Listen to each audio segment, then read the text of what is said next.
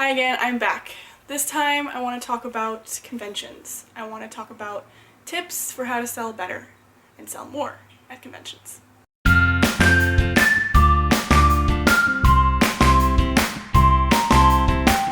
So the first point I would have to say is relax.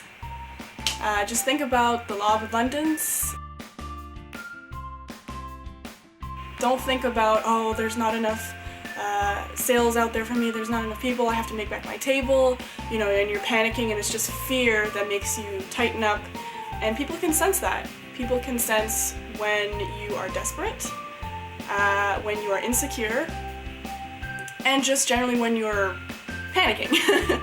So try to relax. Try to just remember there's enough people out there, there's so many people at this convention, you're gonna find somebody who likes what you do, who wants to buy from you, and who wants to support you. Don't worry about it. It'll happen, okay? When you're standing up, people recognize that you're available to talk to, instead of if you're like, as opposed to if you're sitting down and you're on your phone or you're drawing or something and you don't look up. Then people don't really want to interrupt you, so you might miss out on some sales in that regard. Obviously you can sit down when there's nobody around or when it's dead. That goes without saying. When you see somebody approach the table, at least greet them. You don't have to go into a whole sales spiel. Actually don't, because that will scare people off. I mean, don't you hate it when you go into a store and somebody just like, blah, like verbal diarrhea is all over you, like the sales of today and whatever? So don't do that to people, okay? Just don't do it. Okay, let's say for example, somebody comes to your table, this is when you have to, it's a little bit tricky, but you have to know when to recognize whether this person might be a potential buyer or they're just running through the aisles. Somebody who usually will buy something is, you can tell in the way that they greet you back. Not buy something, but they'll just be generally more receptive to what you have to say. So somebody who says, oh, hey, how's it going? You know, instead of just like, hi, and then they kind of like run away, you know, it's gonna be a lot more receptive to you talking to them than somebody who's trying to run away. Like, don't chase them. That kind of seems like common sense to me, but anyways, as soon as you get a good response to the initial greeting, that's when you know you might be able to like drop in a few things here and there. If they're not looking at anything in particular, you could just say, just let me know if you have any questions, or feel free to look around, or feel free to touch stuff. I say that a lot. I say, feel free to try stuff on and pick stuff up, because sometimes people don't want to mess up your display, or they're not really sure if you're okay with touching your stuff. Like if you have handmade stuff, sometimes people don't really want others to touch that. And the compromise is, if you really actually don't want people to touch stuff, have maybe a little thing on your table that people can touch, because generally when people physically interact with an object, they're more likely to buy something because they can picture having it or owning it. So if somebody's looking at something specific, say it's, I don't know, for me, let's say, okay, because I have menus for my wigs because I can't display them all on the table. So you could say, oh, they're all heat resistant, like some sort of cool thing about your product. Something that makes people go, oh, you know, and generally if it makes one or two people go, oh, then it's gonna make a lot of people go, oh, okay. After you drop the first little tidbit of information about your product, the one that they're initially looking at, don't just go into a spiel about everything else at your table. Just drop the mic and leave it there, okay? You let them pick it up. If they walk away, it's okay. It's okay, law of abundance. There's gonna be another person who's gonna come along and you can try again. You also want to project sort of an image that you're confident, even if you're not. You want to be confident, you want to be approachable, you want to be relaxed, and you really just want to avoid any sort of pressure on your customers, because nobody likes that. Do you like that? I don't like that. So just, yeah, tell them why it's cool. If you believe in your product, that's not going to be hard. And then you just let them make their decisions. And generally, if you're doing all these things and you're bringing them into your world, they're going to give back to you. So, you know, it's a nice, happy circle of sales and customer and nerddom, I guess. This really applies to like life in general.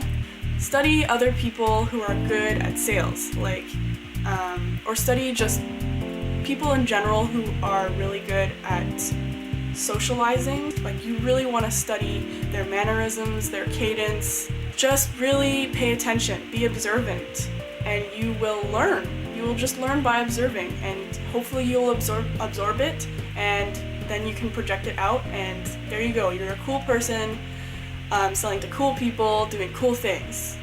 Everything's cool.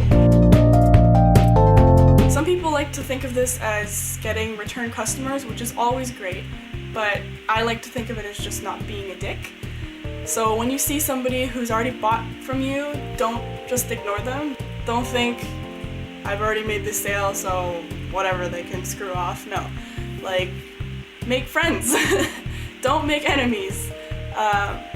Don't forget that a lot of these people are also like nerds. I mean, you guys are at a Comic-Con. Chances are you have some common interests. I mean, I've met some pretty cool people. I've also met some weird people, but I've met some cool people. And you know, you guys can nerd out together, and chances are, you know, they'll come back to you because you're just approachable and you're a nice person. Sorry for the change of angle. My camera fell down. I'm actually missing the attachment for my tripod to my camera. I can't find it anywhere. So yeah, you really don't want to see what my setup looks like right now. Anyways, also I wanted to mention, if you have retail experience, that comes in handy. You know, just dealing with the general public, that helps a lot with sales because you learn how to deal with strangers and how not to be shy.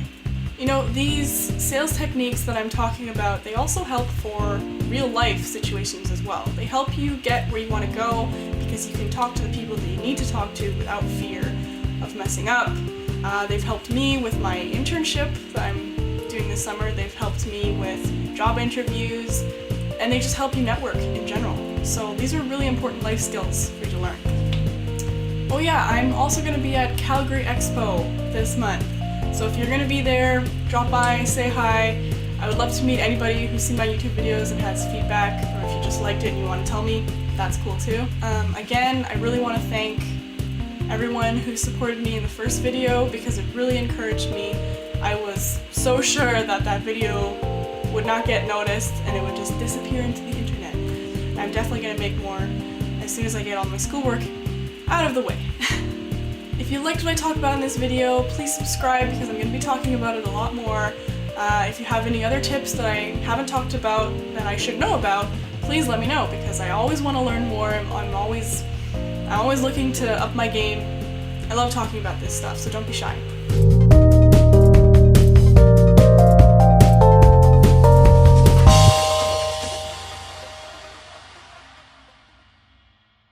You're gonna go...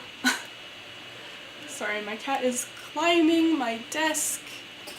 It's not my cat, it's my boyfriend's cat. Oh my god, what are you doing? This is Gizmo. He's being a brat. He won't let me film, will you? No. Being a cat, it kind of sounds like he's building or doing construction, but he's just cleaning his paws on the litter box.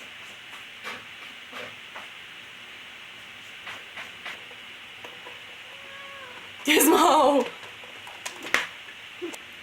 Bye for now.